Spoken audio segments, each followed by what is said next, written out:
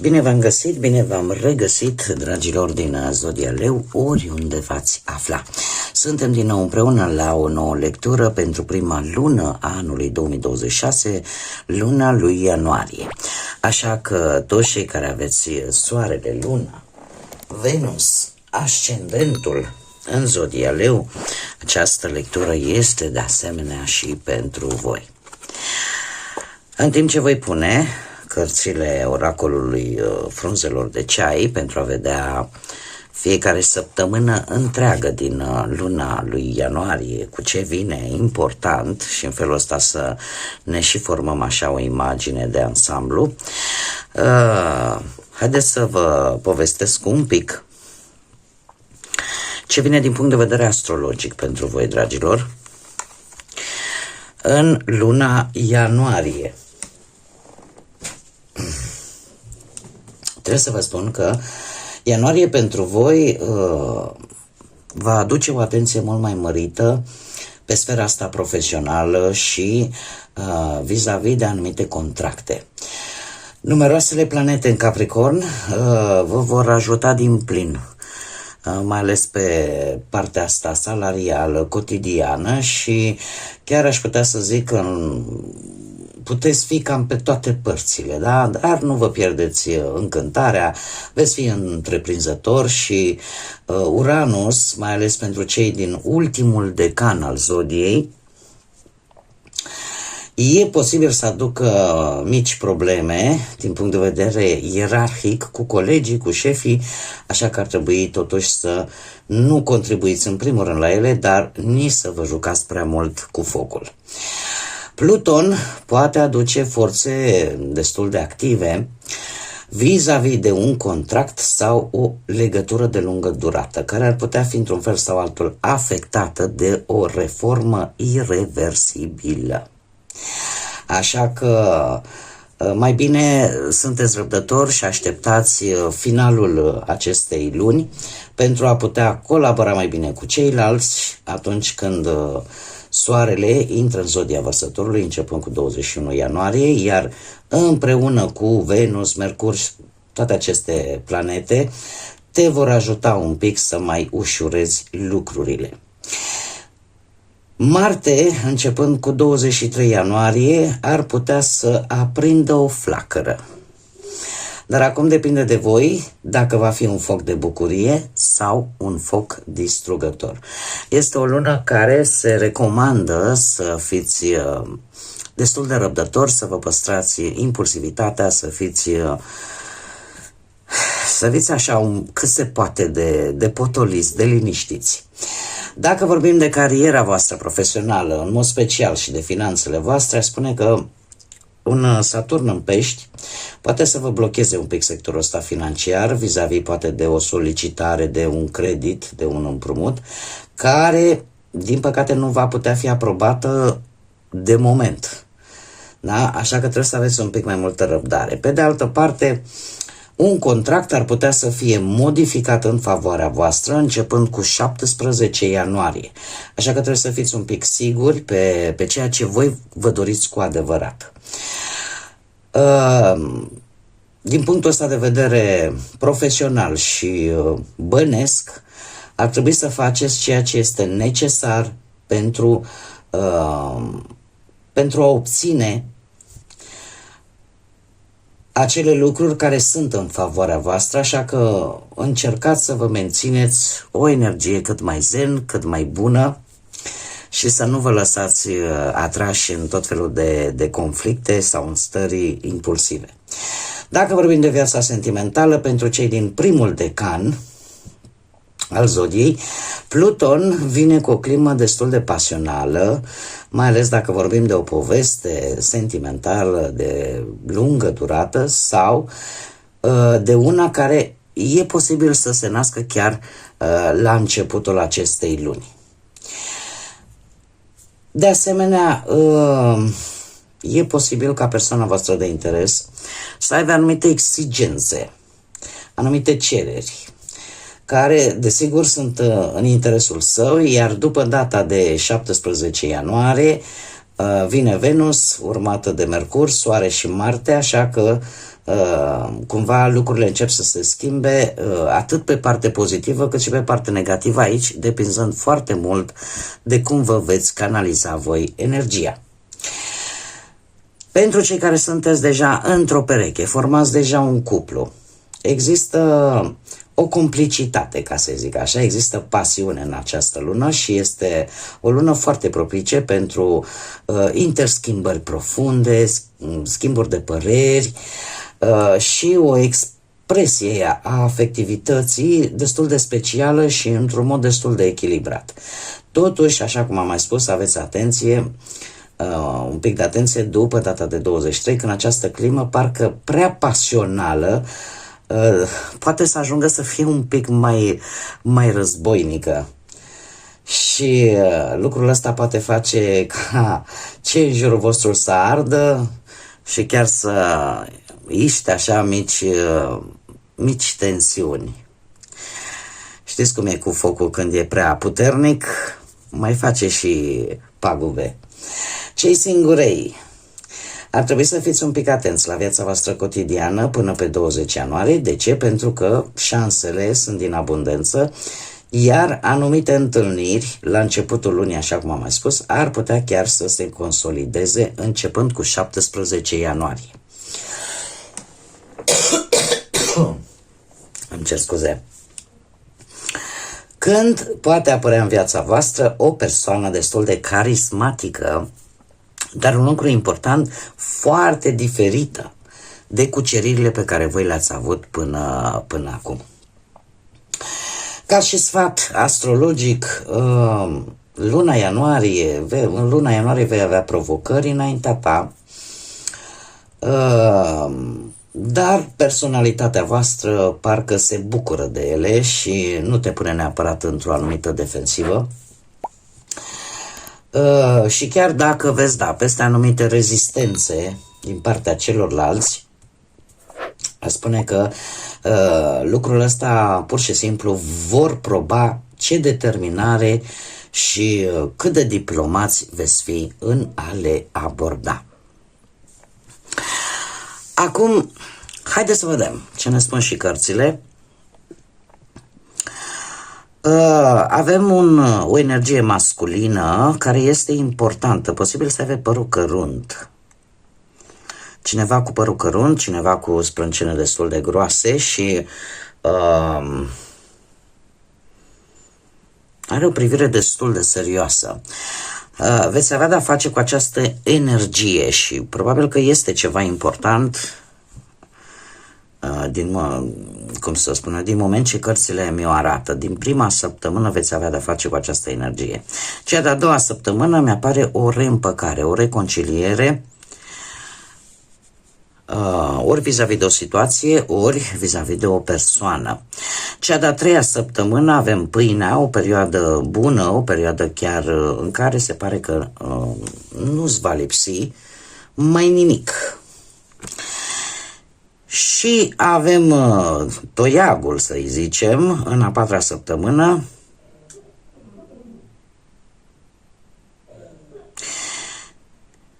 Ori vei oferi sprijin, ori ți se va oferi sprijin într-un moment dificil sau în anumite momente destul de dificile din această săptămână.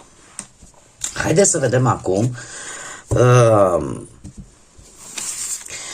care este energia cu care voi intrați în această lună ianuarie. Care este energia, dragilor mei, din Leu.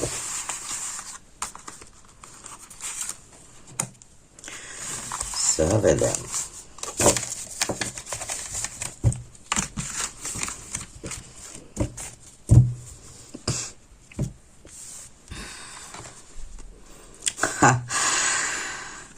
Aveți energia nebunului, dragilor.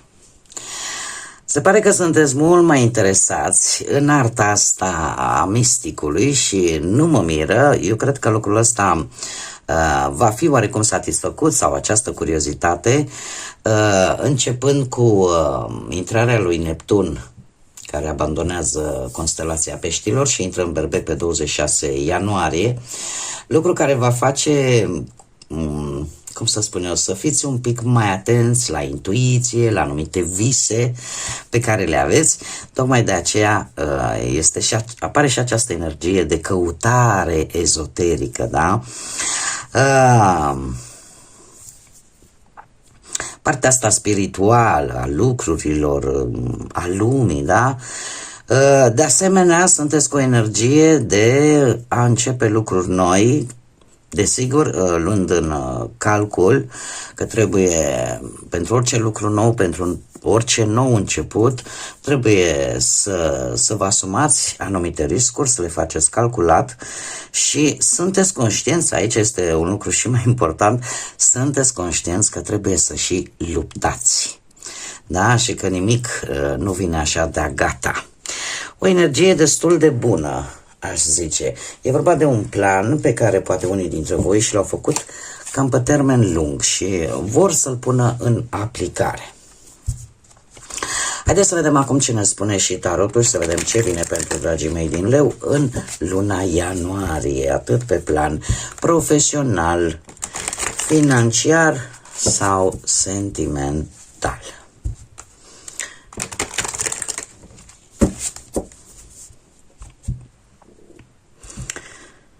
Să știți că anul 2026, nu știu dacă mulți dintre voi ați urmărit lectura anului 2026, este un an în care dacă sunteți atenți, dacă vă focalizați pe ceea ce vreți să faceți, va fi un an bun. Va fi un an chiar foarte bun pentru că avem energie de foc, atât în astrologia occidentală cât și în astrologia chineză. Ce scuze, încă din februarie, când intrăm și în anul chinezesc al calului de foc, este un an de foc. Voi sunteți o zodie de foc. Doar că trebuie să profitați de această energie într-o manieră cât mai echilibrată, pentru că, așa cum am mai spus, focul prea mare poate să și distrugă. Acum, revenim la cărțile noastre.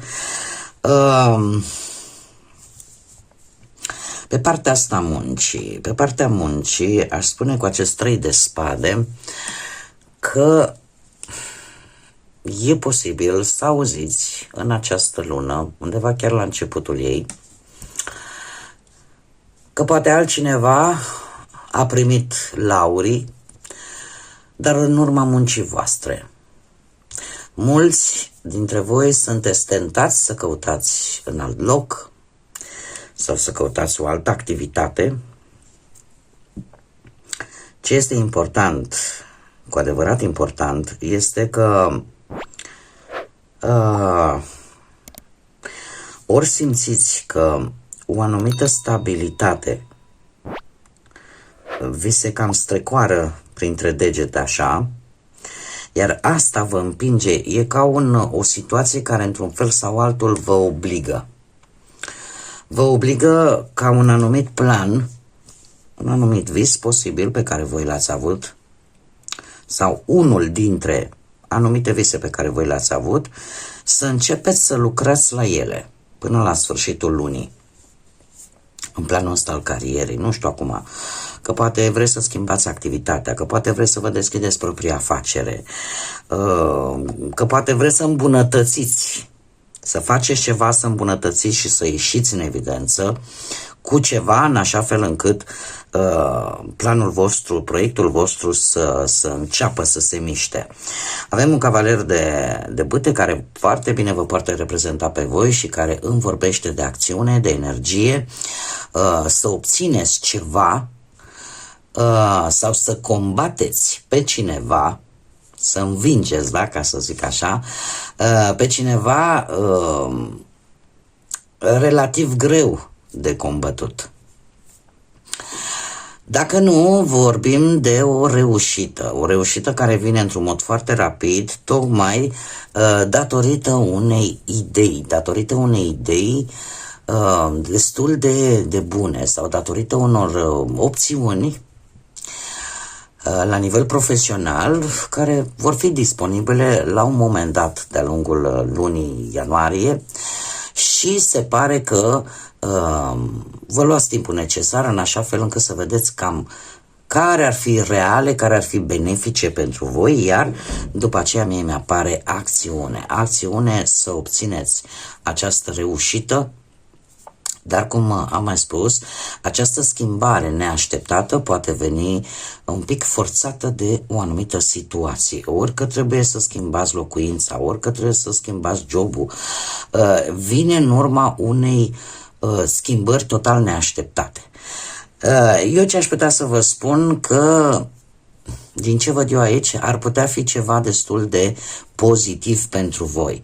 E posibil ca aceste schimbări să vorbească de găsirea unui job diferit față de ce făceai înainte. Nu știu, dacă înainte ați lucrat mai mult pe la birou sau mai mult mai mult mental, fără să depuneți efort fizic, e posibil, de exemplu, acum să găsiți un job unde a depune efort fizic este un pic mai mult decât a lucra decât la nivel mental.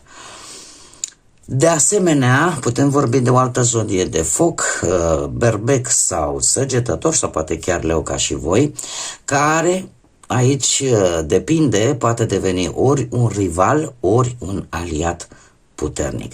Ce este important este că această energie își dorește același lucru ca și voi. Și aici se poate vedea dacă este un rival sau chiar poate deveni un aliat. Pe partea bănuților, 3 de bâte, eu aș spune că sunteți într-o situație în care lucrurile, parcă să zic, încep să se miște. Încep să se miște, totuși, cu pajul ăsta de spade, zodii de aer, Gemeni, Balanță, Vărsător, e posibil să aveți niște mici conflicte, mici tensiuni din cauza banilor, posibil cu persoane din exterior, dar ceva ce are legătură cu banii. De ce? Pentru că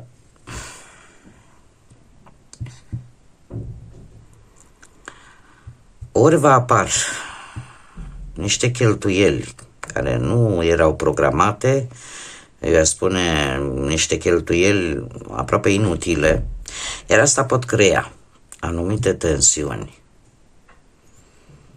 din cauza banilor. Nu știu dacă unii dintre voi poate aveți copii care au legătură cu zodiile de aer și în generozitatea voastră poate nu vreți să vă le refuzați ceva, pentru că totuși aceste cheltuieli nu sunt tocmai esențiale, ca să zic așa, de-a lungul lui ianuarie, iar lucrul ăsta poate duce la acest 5 de bâte care vorbește de niște bănuți cam la limită. Așa că mare grijă, pentru că luna o începeți bine cu acest 3 de bâte. Luna o începeți bine, posibil să obțineți niște bănuți, poate dintr-o călătorie, poate încercați cumva să țineți situația sub control la începutul lunii, doar că ceva se va întâmpla aici și la sfârșitul lui ianuarie e posibil să fiți cam la limită cu bănuții și chiar să aveți mici tensiuni cu familia. Ar fi bine, este o lună care pentru voi, în mod special, dragilor, nu este foarte propice pe partea asta de finanțe. Nu este tocmai bună, așa că fiți cumpătați. Așa cum am mai spus, chiar dacă e o lună energică, cu foarte multă acțiune, chiar din a doua jumătate a lui ianuarie, totuși, știți cum e, depinde foarte mult de voi cum canalizați această energie, pentru că vă puteți și arde. Haideți să vedem cu partea asta sentimentală. Vedem ce ne spun cărțile. Și aici, dacă nu aveți grijă, dragilor, avem un as de spade. E posibil ca unii dintre voi chiar să fiți puși în fața unui adevăr. Sau să fiți puși în fața faptului deja împlinit. În relația voastră să aflați anumite lucruri care vor crea acest turn.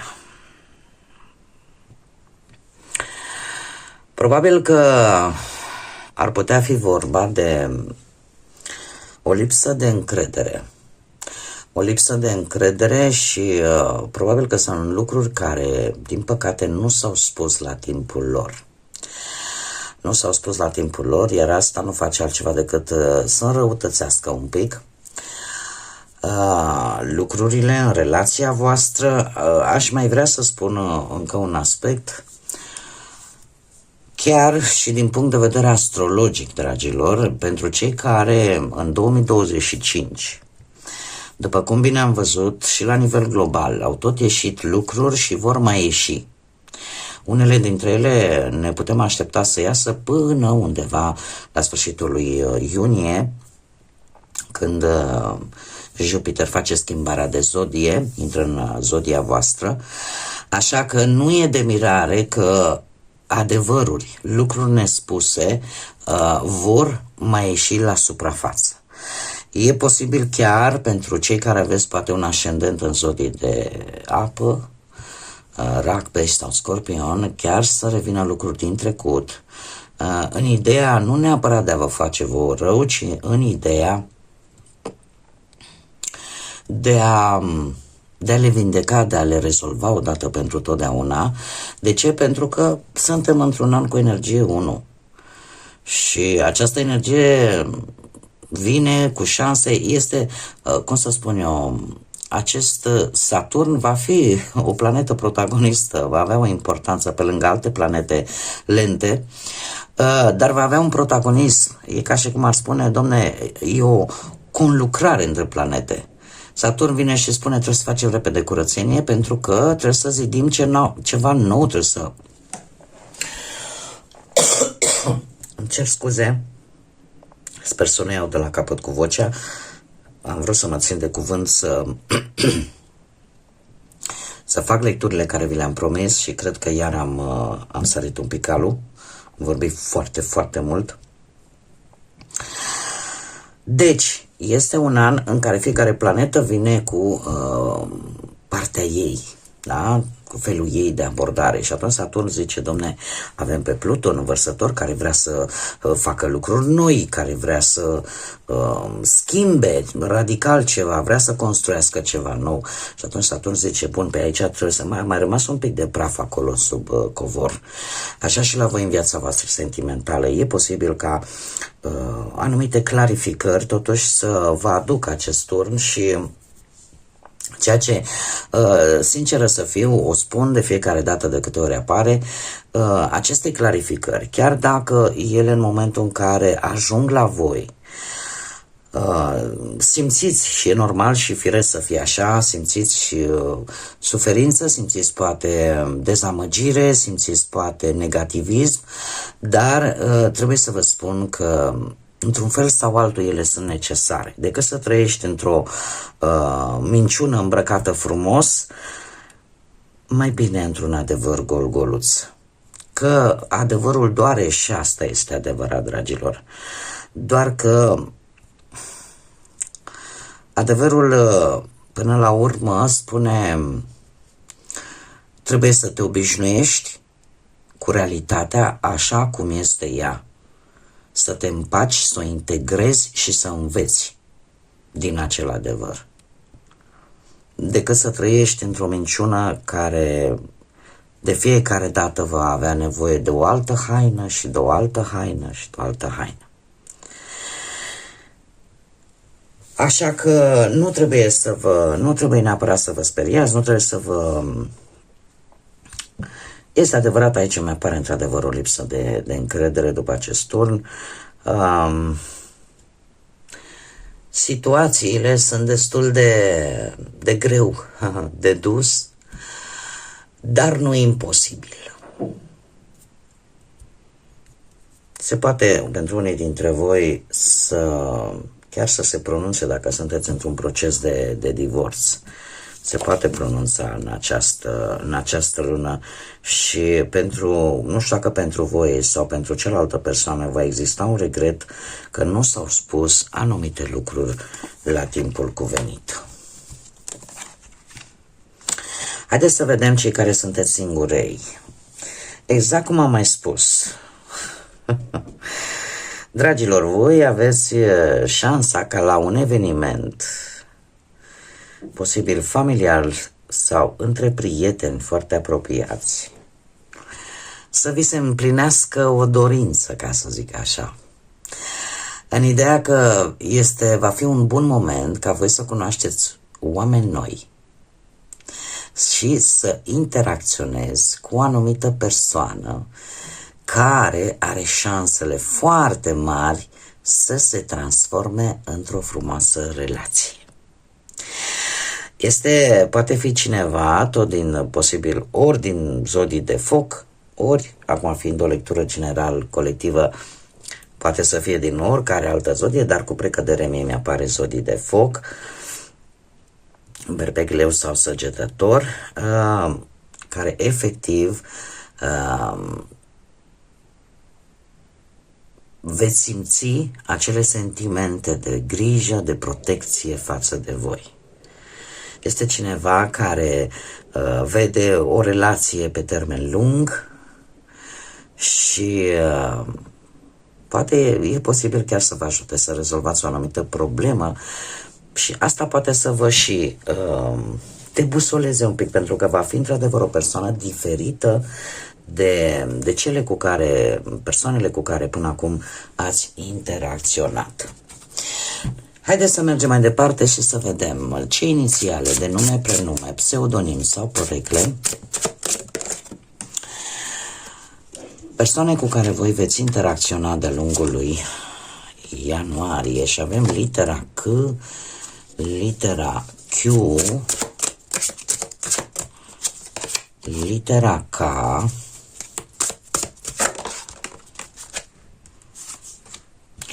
litera Z,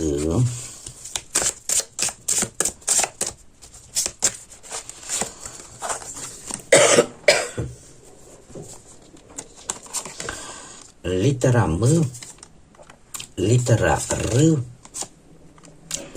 R, litera R, litera I, mă scuzați, și litera J. Iar ca și zodii, în afară de cele pe care le-am menționat în lectură, a spune că predomină zodiile de aer, Gemeni, Balanță, Vărsător, cele de pământ, Taur, Fecioară, Capricorn, mai puțin este adevărat, dar nu deloc, zodiile de apă, Rac, Pești sau Scorpion. Haideți să vedem și care sunt mesajele îngerilor pentru voi și ce numere sunt importante pentru dragii mei din Leu în luna lui ianuarie.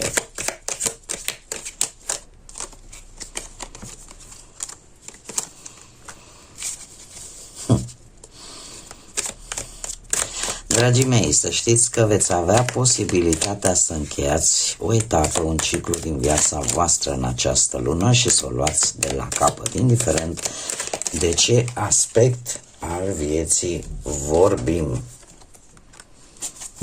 Da, și într-adevăr se preconizează o nouă poveste de iubire pentru unii dintre voi.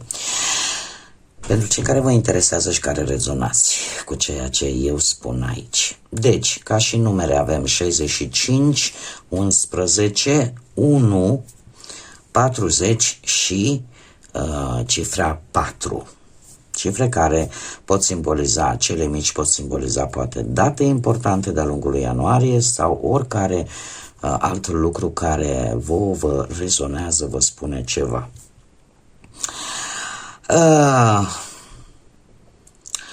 Haideți să vedem ca și mesaj. Mesajul îngerului Damabiah, care îmi spune că fântâna înțelepciunii poate să-ți aducă succes în toate domeniile. Și asta ține foarte mult de ceva care se închide, care a ajuns la sfârșitul său firesc și care își deschide porțile către noi începuturi și către noi. Probabil că de aici și energia voastră de a o lua de la capăt, dar cumva dintr-o altă perspectivă și dintr-un alt punct de vedere. Mai avem de asemenea și pe Vehuiah, care vine cu noile începuturi, cu dorință,